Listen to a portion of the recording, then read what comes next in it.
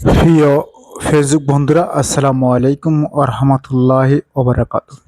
আপনারা দেখতে পাচ্ছেন ভান্ডারী অনলাইন টেলিভিশনের পেজ থেকে দাগনভূঞা প্রবাসী ফোরাম এর পঞ্চম বার্ষিক উপলক্ষে দক্ষিণ আলিপুর বায়তুল খাতুন রাদিয়াল্লাহু হাফিজিয়া মাদ্রাসা ওই টিমদেরকে নিয়ে কেক কাটা হয়।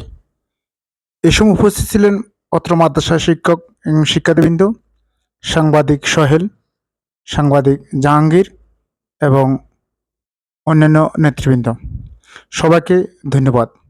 ধন্যবাদ প্রবাসী ফোরামের আবুল কাশিমকে, ধন্যবাদ আবুল কালাম আজাদকে, যারা প্রবাসী ফোরামে আছেন সবাইকে ধন্যবাদ। ধন্যবাদ জানিয়ে আজকের মতো এখানে শেষ করছি। আমি মোহাম্মদ কামাল উদ্দিন। আপনাদের সবাইকে ধন্যবাদ। ধন্যবাদ প্রবাসী ফোরাম।